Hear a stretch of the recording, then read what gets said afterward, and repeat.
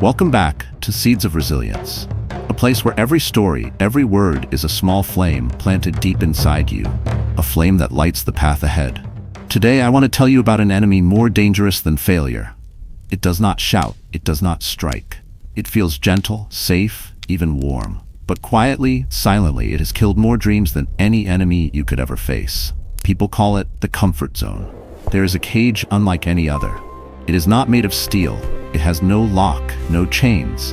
And yet, once you step inside, most people choose to stay there for the rest of their lives. That cage has many names: stability, familiarity, safety.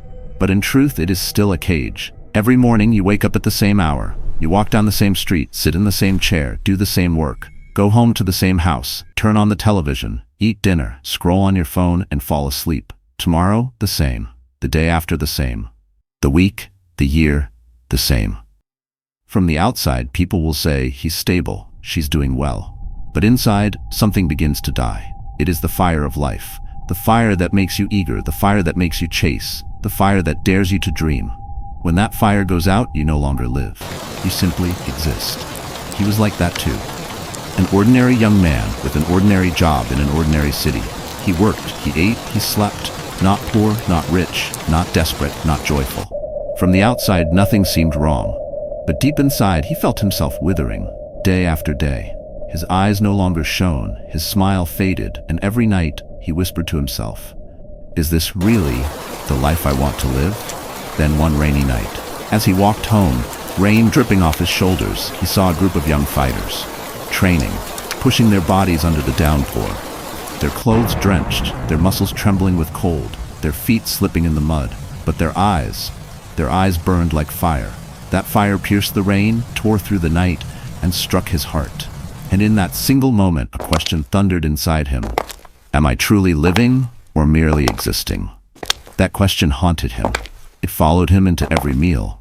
It echoed through every hour at work. It knocked on the door every time he lay down to sleep. And each time it returned, his chest ached as if someone whispered, "You are not alive, you are only surviving."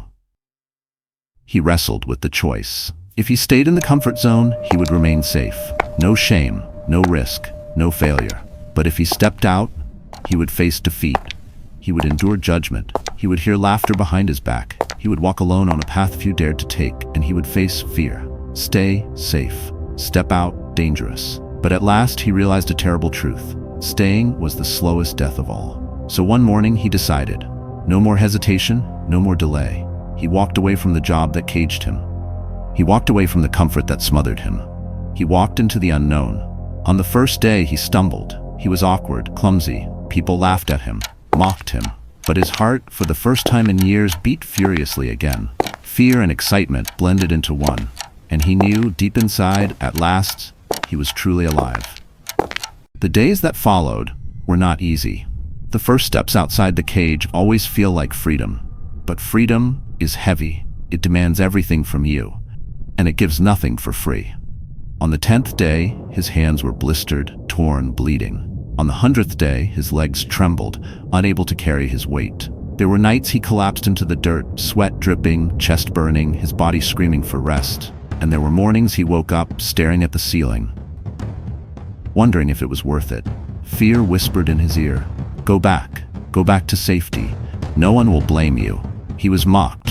"Why leave a steady job?" they said. "You're foolish, you're wasting your time." The words cut deep, sharper than any blade. And the loneliness of walking a road alone, pressed on his shoulders like a mountain. There were moments he almost turned back. Moments when the cage seemed tempting again. The warm bed, the predictable paycheck, the illusion of peace, all calling him back. But each time another image returned. The empty eyes of the man he used to be, the hollow stare in the mirror, the lifeless soul trapped in routine.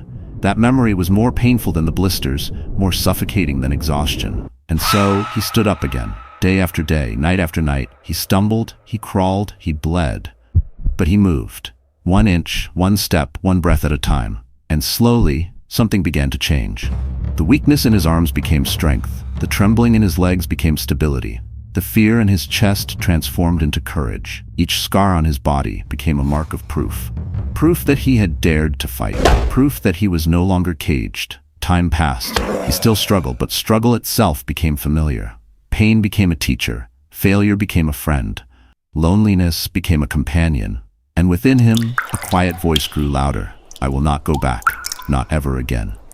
There were nights under the stars when he trained alone, his shadow stretching long across the ground. There were mornings before dawn, when the world still slept, and he was already moving, striking, pushing himself beyond yesterday's limits. No one saw him. No one clapped. No one cared. But he cared. And that was enough. He began to understand.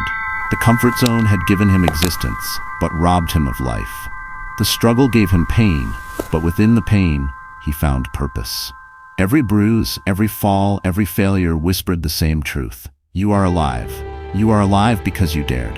And so he pressed on. Not for glory, not for applause, but for something greater, for the man he was becoming. And slowly, day by day, he was no longer the same. His back was straighter, his eyes sharper, his heart steadier.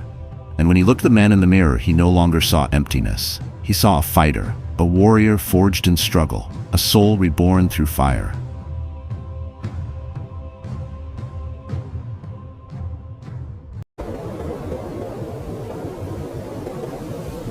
Then came the moment. It did not arrive with trumpets. There was no cheering crowd, no medals, no spotlight. It came quietly, like the rising of the sun. One morning, he stood at the edge of a cliff. The sky blushed with the first light of dawn. His body, once weak, now steady as stone. His breath, once shallow, now deep, calm, controlled. And in his eyes, there was no emptiness, only fire. He raised his arms. The movements, once clumsy, now flowed like water, sharp like steel. Strike, step, breathe. Each motion carried years of pain, sacrifice, persistence. Each motion was proof. And in that silence he understood. He had not yet arrived. He had not conquered the world. But he had conquered himself. For the first time he smiled. Not the smile of victory, not the smile of pride, but the quiet smile of a man who knew, I am alive at last, I am alive. He thought back to the cage, the comfortable bed, the safe job, the lifeless routine, and he whispered, almost like a vow, never again, I will never return. The comfort zone had once promised safety, but it was a coffin disguised as a home. It had once promised peace, but it was emptiness wearing a mask. He saw it clearly now, and he also saw the road ahead. It was long, it was uncertain, it was filled with storms, with cliffs, with shadows, but his heart no longer trembled, because the fire within him burned brighter than any darkness outside. That was the moment of truth, the moment he realized it was never about reaching a destination, it was never about applause, it was about the courage to step out, to walk when your legs shake, to rise when no one sees, to fight when the world tells you to quit. That is living. He closed his eyes, breathed deep, and let the dawn wash over him. Somewhere deep inside he knew this was not the end, it was the beginning of a life beyond the cage, a life of risk, of struggle, of resilience, a life worth living.